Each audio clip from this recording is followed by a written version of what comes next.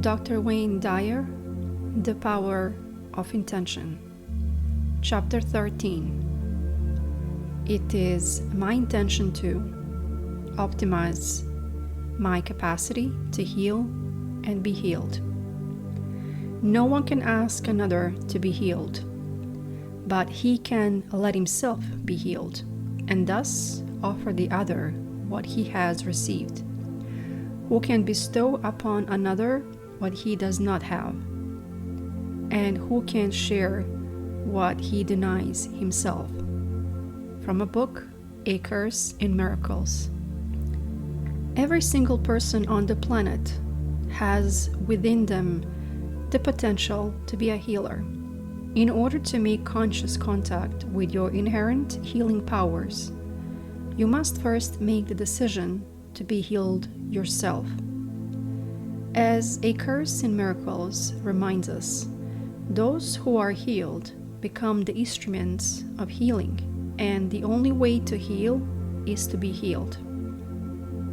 Once you've accepted your power to heal yourself and optimize your health, you become someone who's capable of healing others as well.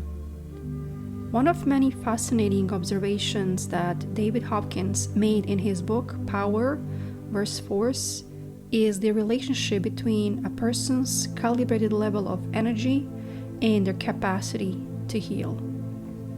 People who calibrated above 600 on his map of consciousness scale, which is an exceptionally high energy score indicating illumination and supreme enlightenment, radiated healing energy. Disease, as we know, can't exist in the presence of such high spiritual energy. This explains the miraculous healing powers of Jesus of Nazareth, Saint Francis of Assisi, and Ramana Maharshi. Their exceptionally high energy is sufficient to counterbalance disease. As you read this, keep in mind that you too emanated from the highest spiritual loving energy field of intention, and you have within you this capacity. In order to fulfill the intention of this chapter, you must, as Gandhi states in the quotation above, be the change that you wish to see in others. You must focus on the healing yourself, so you'll have this healing ability to offer others. If you reach a level of blissful illumination, when you are reconnected to the source and are harmonized vibrationally, you will begin to radiate the energy that converts disease to health. In St. Francis' powerful prayer, he asks of the source, "Where there is injury, let me sow pardon," meaning, allow me to be a person who gives others healing energy. This principle has been repeated throughout the pages of this book.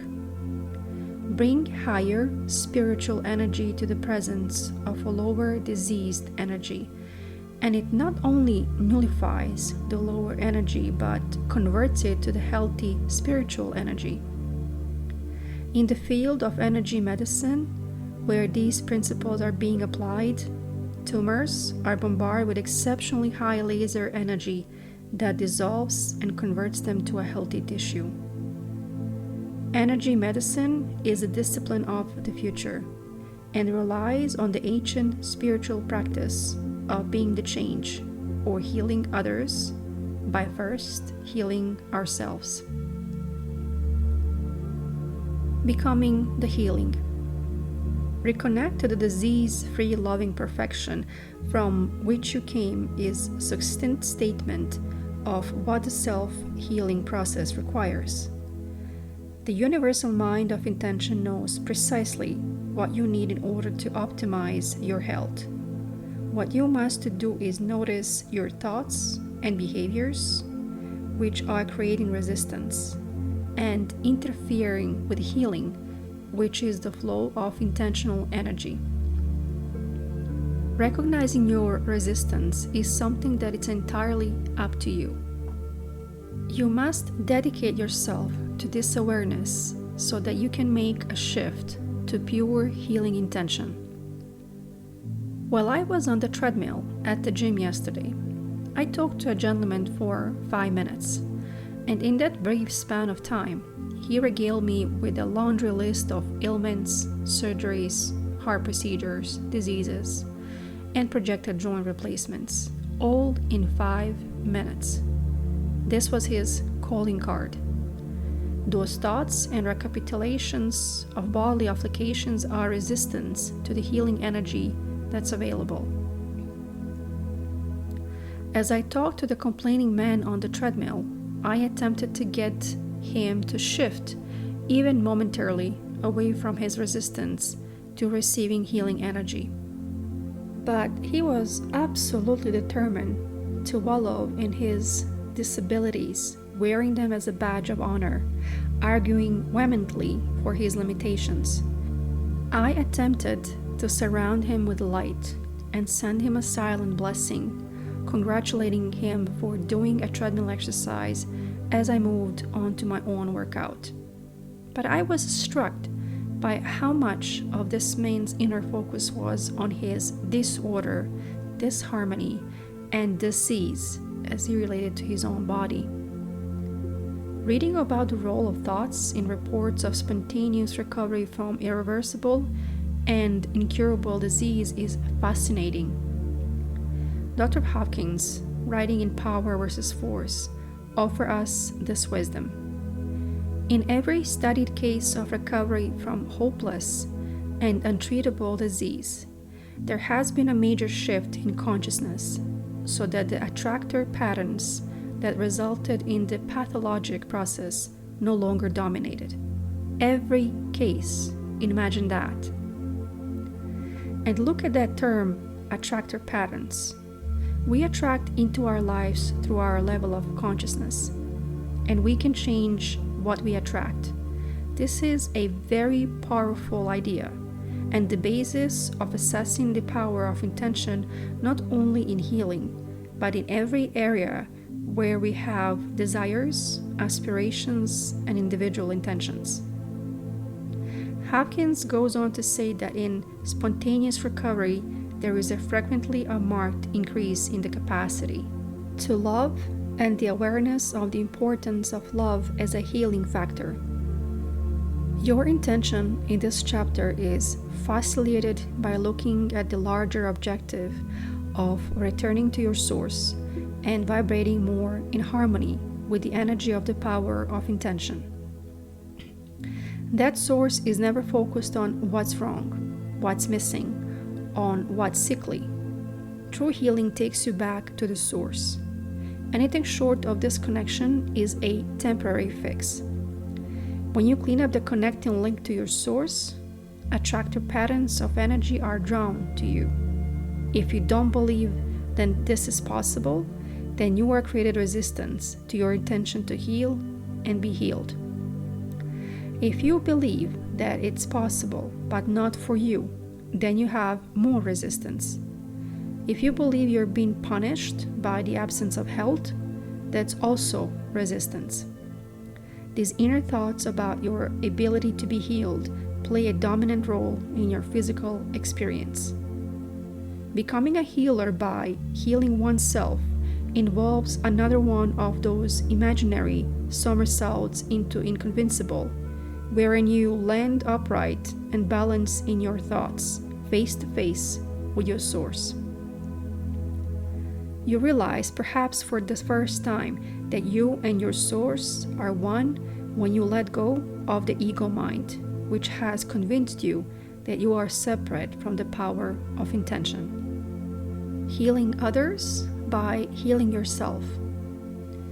In Lil McTaggart's book The Field, which I mentioned previously, the author has taken the time and trouble to report the hard scientific research conducted around the world in the past 20 years regarding this field I'm calling intention. In a chapter that's relevant here called The Healing Field, McTaggart describes a number of research studies. Here are just 5 of intriguing conclusions that researchers have came to concerning intention and healing. I present these to you to stimulate and awareness of your potential for healing the physical body you opted for in this lifetime, as well as the corollary capacity to offer healing to others. 5 conclusions about healing from the world of hard research. Number 1. Healing through intention is available to ordinary people, and healers may be more experienced or naturally talented in tapping into the field. There is a physical evidence that those who are capable of healing through intention have a greater coherence and a greater ability to marshal quantum energy and transfer it to those in need of healing. I interpret this scientific evidence to mean that deciding to focus life energy on being in coherence with the power of intention gives you the capacity to heal yourself and others. This means essentially abandoning the fear that permeates your consciousness.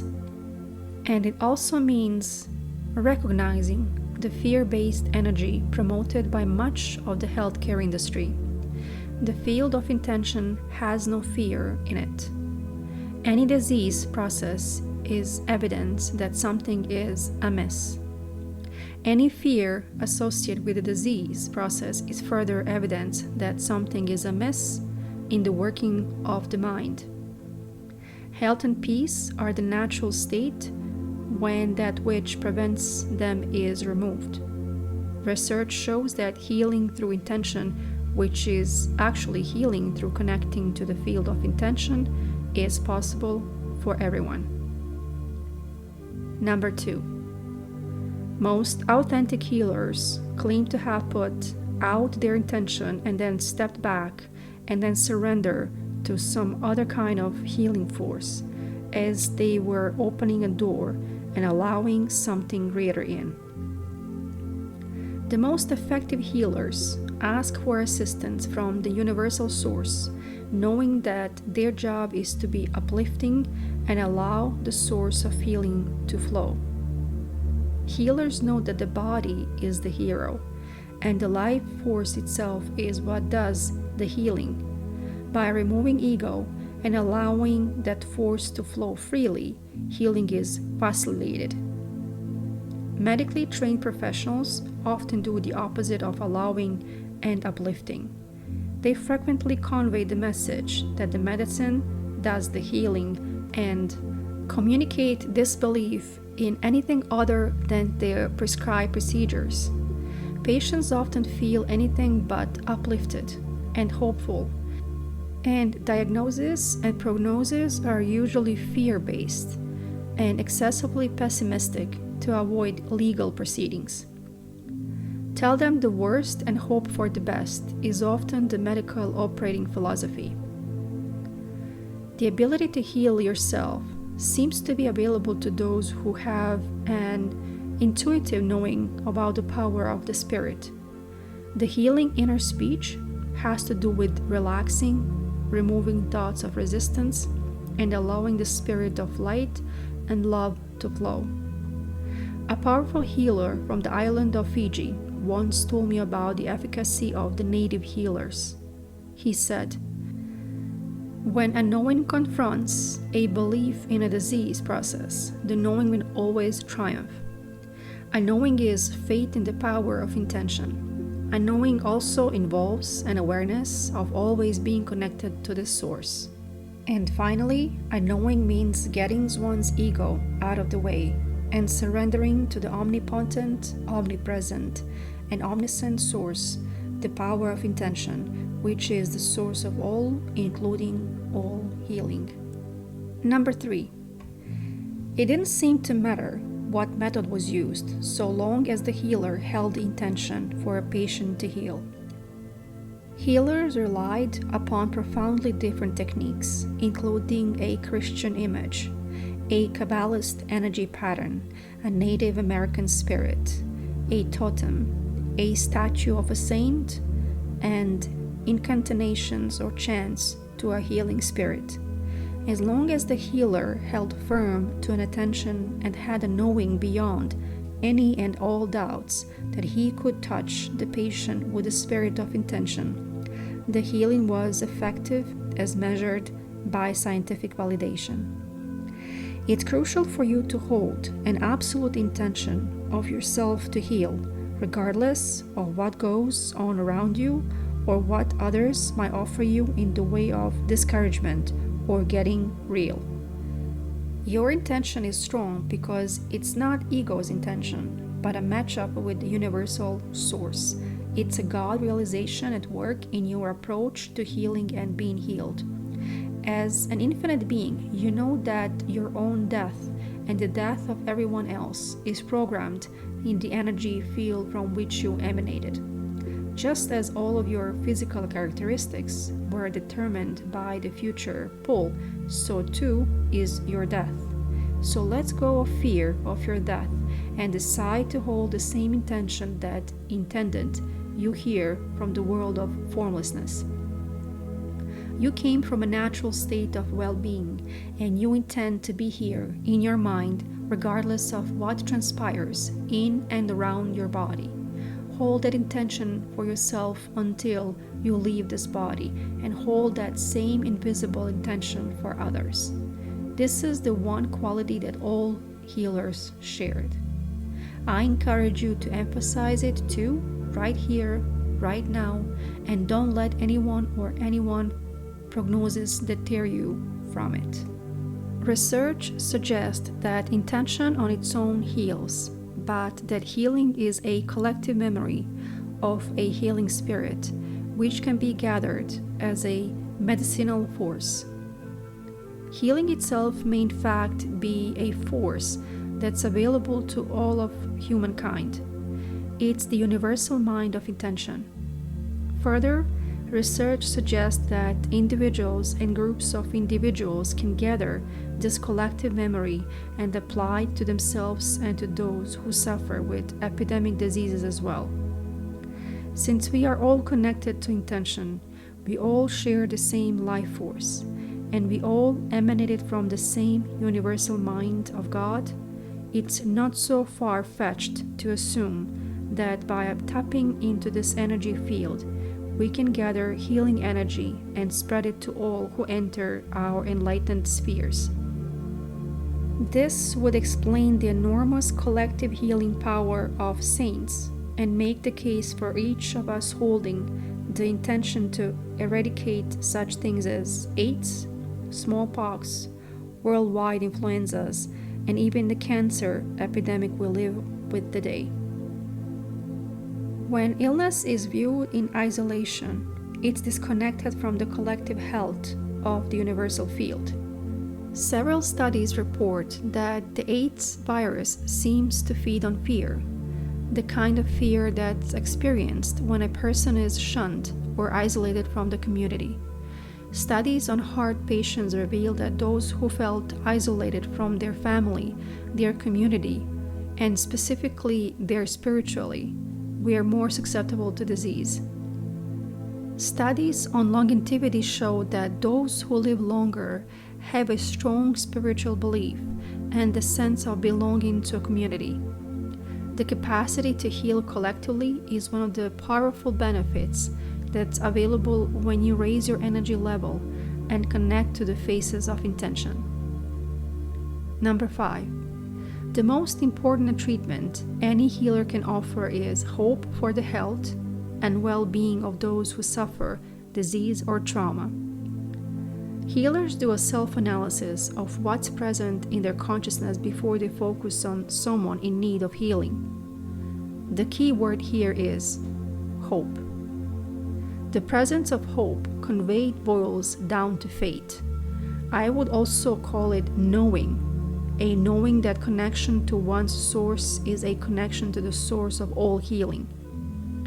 When we live this way, we always see hope.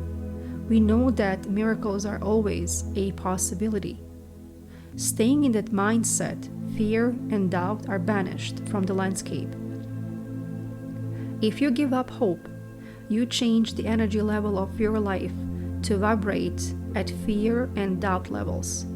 Yet we know that all creating source of intention knows no fear or doubt. My favorite quote from Michelangelo is on the value of hope. The greater danger, most of us, is not that our aim is too high and we miss it, but that is too low and we reach it. Just imagine the intention of healers and the hopes they have for themselves and others may be even more important than the medicine being offered. The simple thought of dislike toward another impedes the potential for healing. Lack of faith in the power of spirit to heal plays a deleterious role in the healing process. Any low energy thoughts you have undermine your ability to heal yourself. All 5 of these research-backed conclusions lead us to an awareness of the importance of shifting our focus and connecting to all healing field of intention in harmonizing with it. From thoughts of sickness to intentions of wellness. You're probably familiar with the phrase, "And God intended, let there be a light, and there was light," from the Old Testament. If you look in an English Hebrew dictionary, you will find that English translation of the Hebrew can be read as, "And God intended." The decision to create is the decision to intend. To create healing, you can't have thoughts of illness and anticipate your body falling victim to the disease. Become aware of the thoughts you have that support the idea of sickness as something to be expected. Begin noticing the frequency of those thoughts. The more they occupy your mental landscape, the more resistant you created to realizing your intention. You know what those thoughts of resistance sound like. I can't do anything about this arthritis. It's the flu season. I feel okay now, but by the weekend it will be in my chest and I'll have a fever. We live in a carcinogenic world. Everything is either fattening or filled with the chemicals. I feel so tired all the time. On and on they go. They're like huge barricades blocking the realization of your intention. Notice the thoughts that represent a decision on your part to buy into this illness mentality of the huge profit-making drug companies and the healthcare industry that thrives on your fears. But you are the divine.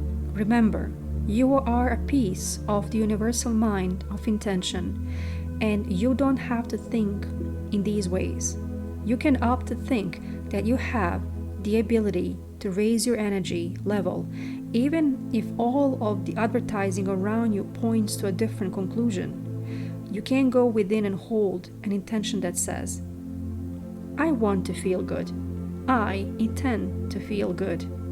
I intend to return to my source, and I refuse to allow any other thoughts of disorder or disease in." This is the beginning. You will be empowered by this unique experience. Then in any given moment of not feeling well, choose thoughts of healing and feeling good.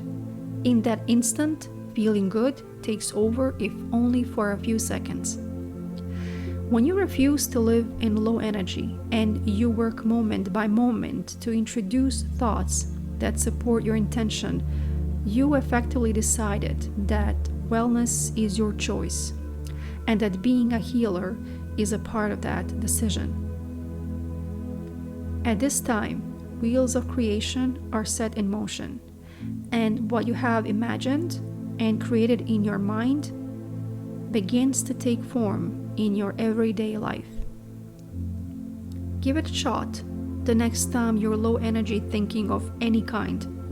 Just note how quickly you can change how you feel by refusing to think thoughts that are out of the harmony with your source of intention.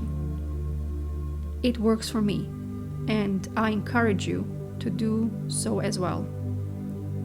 I simply will not think any longer that I must be a victim of illness or disability, and I will not spend the precious moments of my life discussing illness.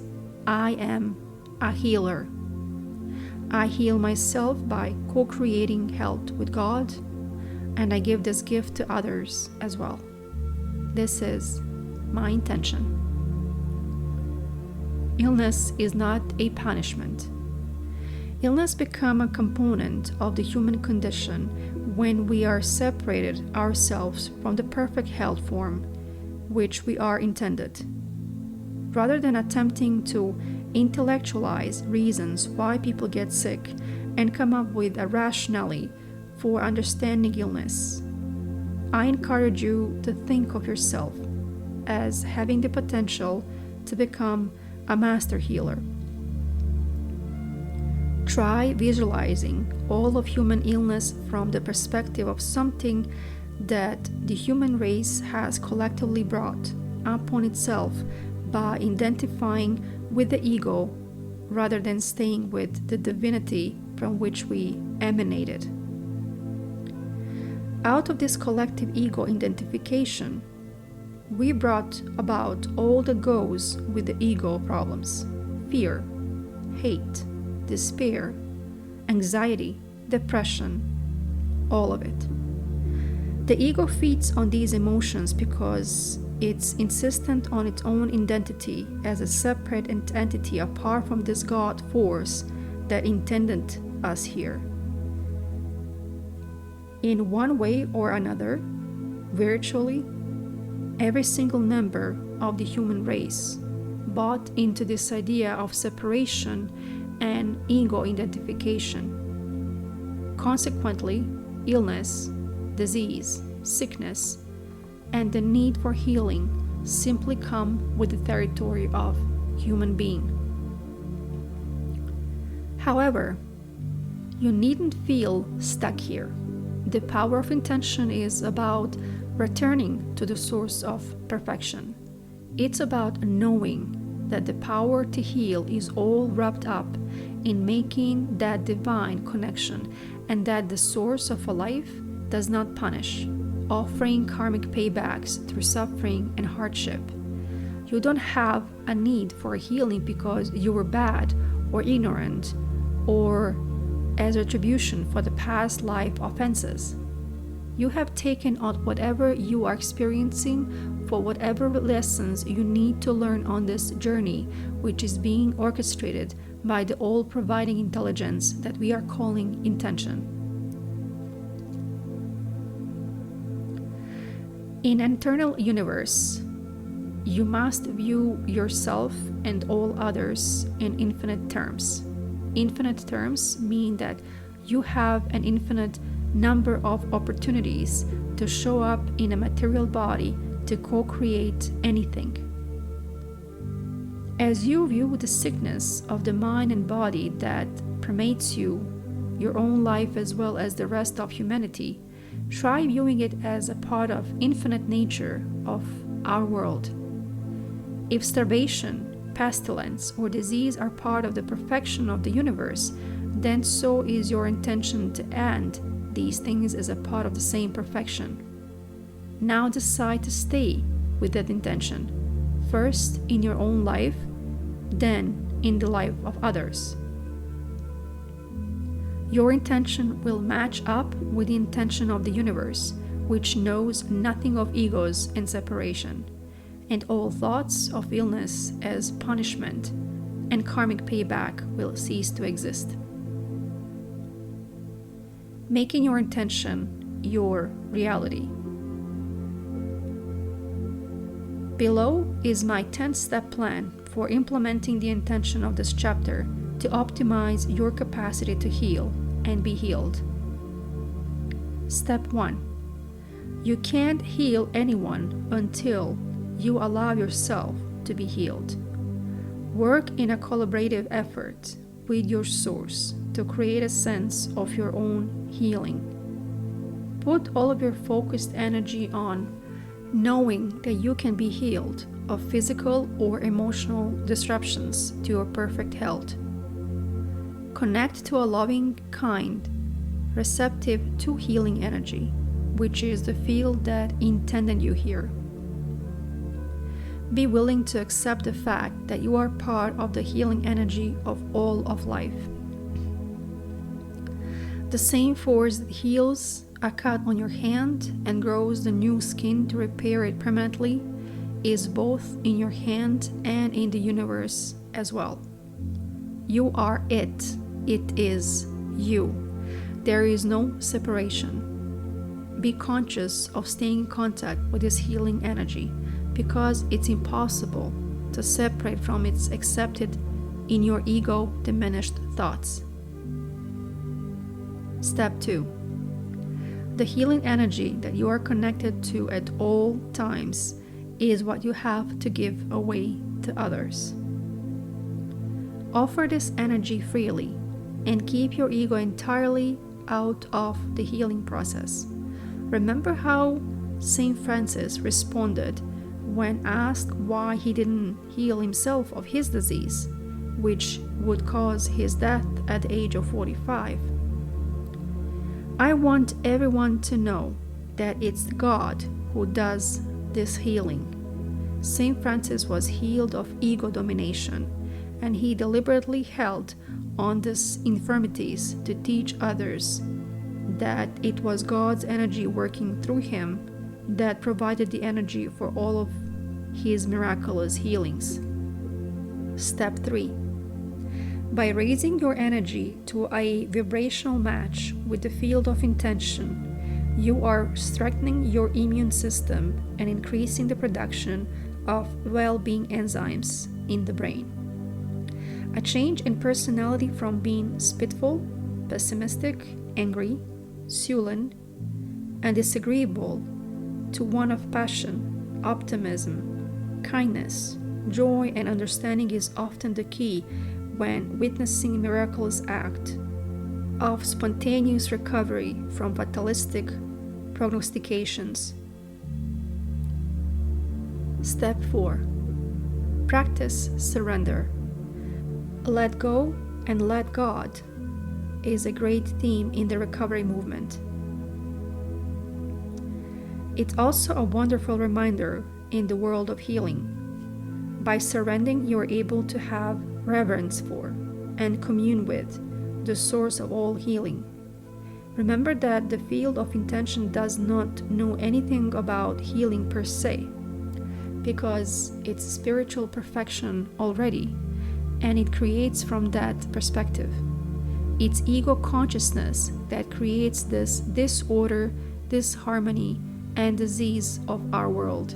And it's in returning to that spiritual perfection that harmony of body, mind, and spirit are realized. When this balance or symmetry is restored, we call it healing. But the source knows nothing of healing because it creates only perfect health. It's to this perfect health that you must surrender. Step 5. Don't ask to be healed. Ask to be restored to that perfection from which you emanated. Here is where you want to hold an intention for yourself and for others in an unbending, non-negotiable way. Let nothing interfere with the intention you have to heal and be healed. Discard all negativity that you encounter. Refuse to let in and any energy that will weaken your body or your resolve. Convey this to others as well. Remember, you are not asking your source to heal you because this assumes health is missing from your life. It assumes scarcity, but the source can only recognize and respond to what it's already, and you too are a component of that source. Come to the source as a whole and complete.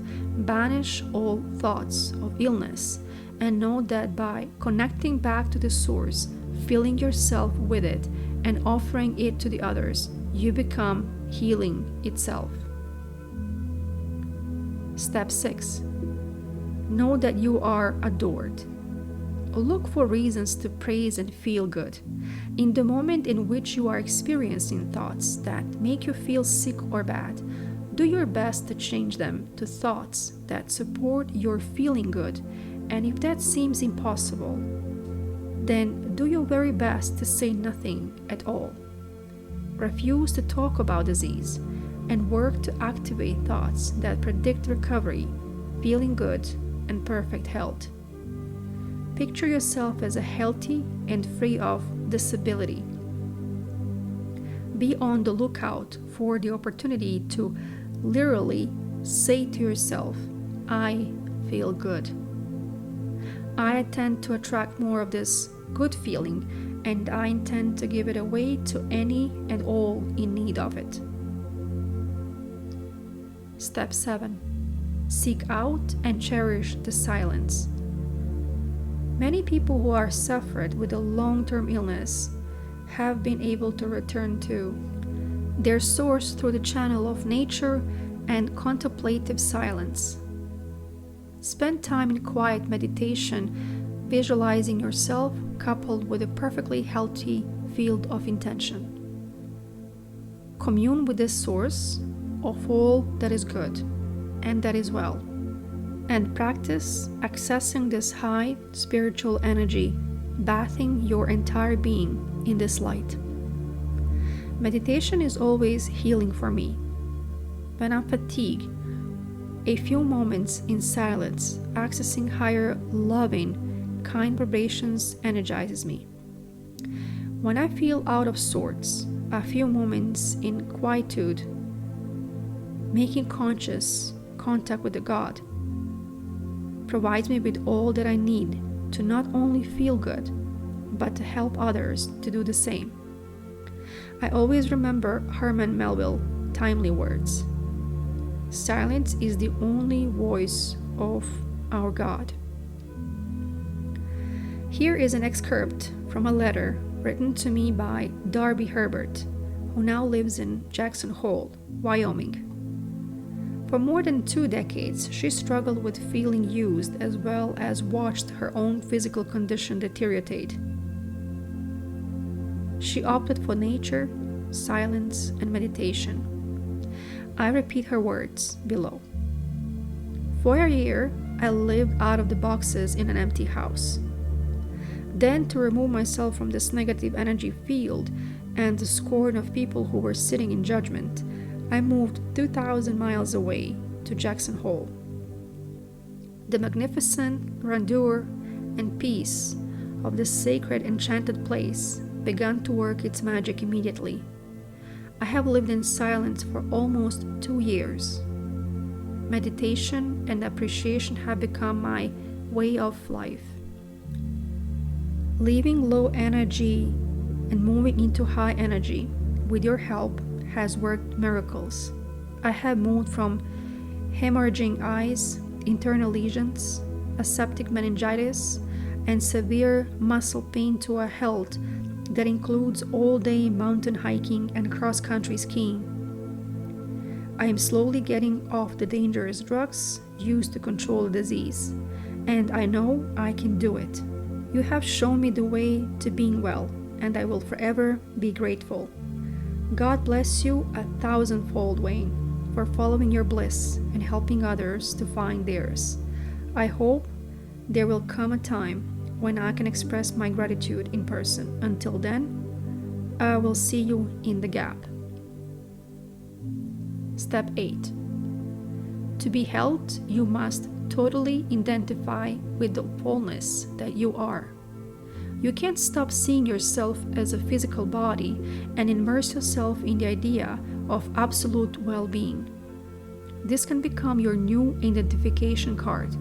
Here you breathe only wellness, you think only perfect health, and you detach from appearance of illness in the world. Soon you recognize only perfection in others. You can stand firm in your truth, reflecting only thoughts of well-being and speaking only words of the infinite possibility for healing any and all disease processes. This is your rightful identity of wholeness, and you live it as if you and the source that creates all are one and the same. This is your ultimate truth, and you can allow this dynamic aura of wholeness to saturate and animate your every thought until it's all that you have to give away.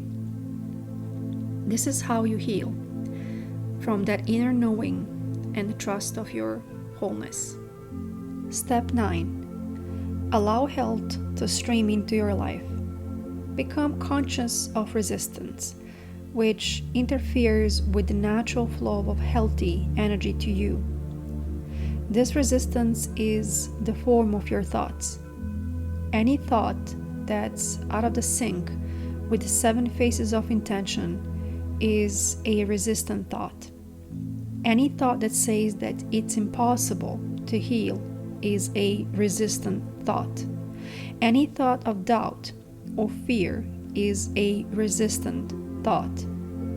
When you observe these thoughts, note them carefully, and then deliberately activate thoughts that are in energetic, vibrational balance with the all-providing source of intention.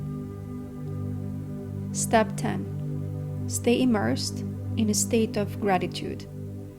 Be grateful for every breath you take, for all of your internal organs that work together in harmony, for the wholeness that is your body, for the blood streaming through your veins, for your brain that allows you to process these words, and the eyes that allow you to read them.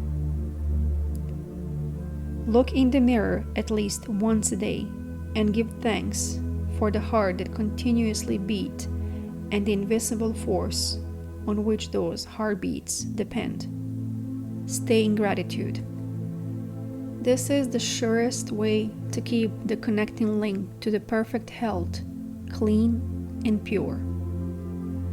One of the messages of Jesus of Nazareth is apropos of all that I presented in this chapter on having a healing intention. If you bring forth what's inside you, what you bring forth will save you. If you don't bring forth what's inside you, what you don't bring forth will destroy you. What is inside you is the power of intention. No microscope will reveal it. You can't find the command center with X-ray technology, but the commander in the command center remains impervious to our sophisticated probing instruments. You are that commander. You must allow yourself to be in a vibrational harmony with the greatest commander of all, and bring it forth to serve you, rather than allowing yourself to be in the state of disrepair. End of chapter 13.